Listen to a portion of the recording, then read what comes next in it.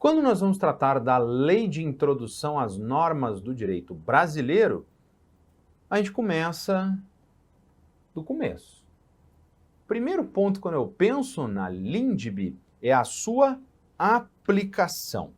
Como é que funciona a aplicação de normas a partir da Lei de Introdução às Normas do Direito Brasileiro? Então, o primeiro elemento que eu tenho que ter de maneira bastante clara é que a LINDB é uma norma de sobredireito. Ou seja, ela paira sobre todo o sistema jurídico. Ela se aplica ao direito civil, ao direito penal, ao direito tributário, ao direito administrativo, ao direito processual, ao direito ambiental, ao direito do consumidor e a todo o restante. Então, ela é uma espécie de lei guia. Ela guia as demais normas. Do ponto de vista bem simplista, a Lei de Introdução às Normas do Direito Brasileiro ela foi recepcionada pela Constituição Federal de 88 como lei ordinária. Ela é uma lei ordinária, como qualquer outra. Mas, na verdade, ela não é uma lei ordinária como qualquer outra, porque ela é uma lei de sobredireito. Né? Não faz sentido ficar discutindo um status da LINDB. Ah, mas ela fica acima das leis e abaixo da Constituição. Babaquice. É perda de tempo. Vai ficar discutindo o sexo dos anjos de maneira inútil. Tá? Não perca tempo com isso. Lei ordinária. Lei de Introdução às Normas do Direito Brasileiro é lei ordinária. Ponto. Mas ela tem essa característica de ser uma lei, a lei das leis. Né? Uma lei de sobredireito. Qual que é o problema de ser uma norma de sobredireito? Olha, esse aqui. Eu tenho que ser aplicado ao direito civil, ao direito penal, ao direito tributário, ao direito administrativo, ao direito penal, ao direito processual. São ramos do direito bastante diferentes entre si. Por isso, quando nós vamos analisar a aplicação da LINDB como uma lei de sobredireito, eu preciso atentar para as peculiaridades de cada ramo do ordenamento. Cada ramo do ordenamento jurídico vai trazer exceções às regras da LINDB. A LINDB é como se fosse a leizona geral. Ó, vou aplicar para geral. Ah, mas nesse caso... Não, pera lá. Nesse caso a gente precisa ver com cautela. Vou dar um exemplo. Retroatividade. A lei pode ou não pode retroagir? A LINDB fala, não pode se violar o ato jurídico perfeito, blá, blá, blá, blá, blá.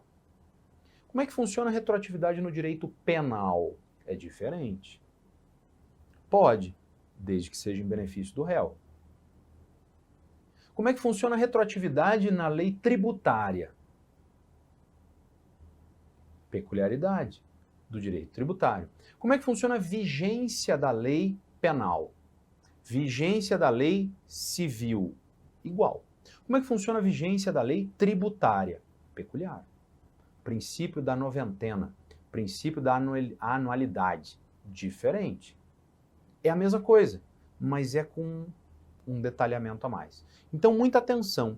Quando eu falo dessas regras gerais da Lei de Introdução às Normas do Direito Brasileiro, você não pode se fiar às exceções trazidas por cada ramo. Cada ramo tem suas peculiaridades. E aí eu preciso conhecer aquele ramo para entender as suas peculiaridades, tá?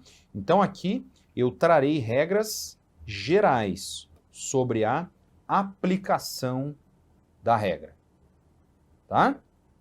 Pois bem, como é que nós fazemos a aplicação das regras no direito brasileiro? Existe um processo, que é o processo legislativo.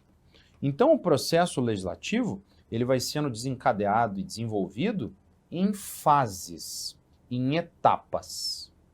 Tá? Nós temos uma etapa de tramitação legislativa, a lei vai tramitar, depois ela passa pela sanção pelo Poder Executivo, tá? Aqui de novo, peculiaridades, quando a gente fala de emenda constitucional, a sanção não ocorre pelo Poder Executivo. Aí depois você vai... Ah, porque o professor de Direito Civil falou que tem que ser sempre sanção pelo Poder Executivo. Não falei isso. Falei que a regra funciona assim. Tramitação. Como é que é medida provisória? Diferente a tramitação. Cada coisa no seu lugar. Tá? Pois bem, sancionada a lei, ela passa para a promulgação. A lei é promulgada. Promulgada, ela entra no sistema jurídico.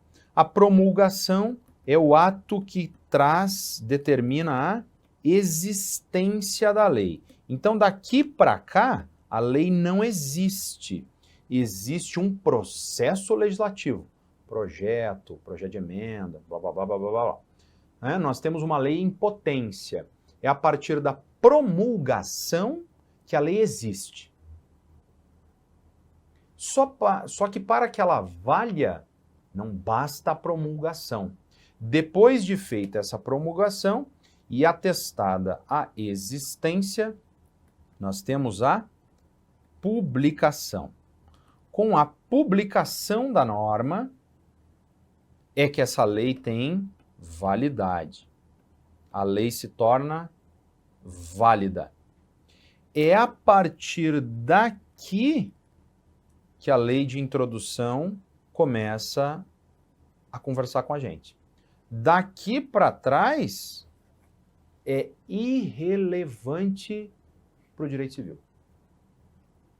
Ou seja, o direito civil, ele vem num processo legislativo que vem caminhando, passa pela tramitação, passa pela sanção, passa pela promulgação, passa pela publicação, tá? Daqui para trás, até a publicação, o direito civil olha e fala, não sei como acontece, não quero saber como é que acontece. Tá? Como é que acontece isso? Não sei. Eu não sei. Como é que funciona o processo de tramitação das leis? Direito constitucional. Direito constitucional é que vai determinar, no nível federal, de maneira ampla, o funcionamento dessa estruturação de tramitação, sanção, promulgação, blá, blá, blá. Tá? Em bom português eu falo, olha, eu não quero saber. Eu quero saber como é que a lei foi publicada. Pum, foi publicada. Opa, agora eu abro o olho. A lei de introdução, ela só abre o olho a partir da publicação. Até a publicação, ela não está nem aí. Primeiro ponto. Então é com a publicação que eu vou analisar. Eu só analiso a partir daqui, a partir do ato de publicação.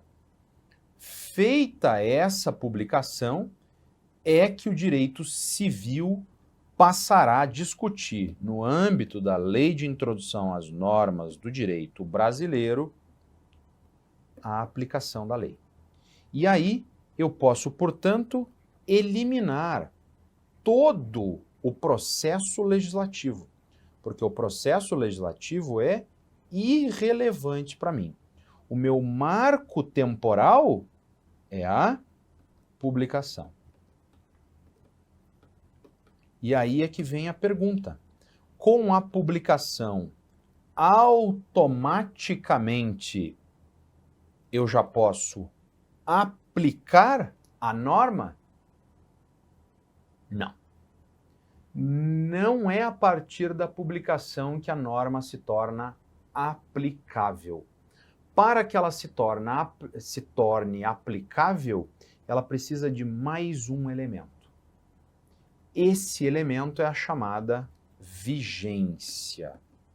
Então, a aplicação da norma jurídica, ela se dá com a vigência. Em bom português, quando é que a norma, a lei pode ser cobrada?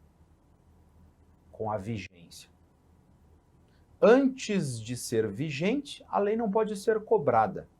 Em centavos de real, em ótimo português. Eu estou dirigindo numa rodovia federal e o Código de Trânsito Brasileiro, CTB, lei, estabelece que nas rodovias federais em que não houver indicação de limite de velocidade, o limite de velocidade será aceito a 110 km por hora. Ponto.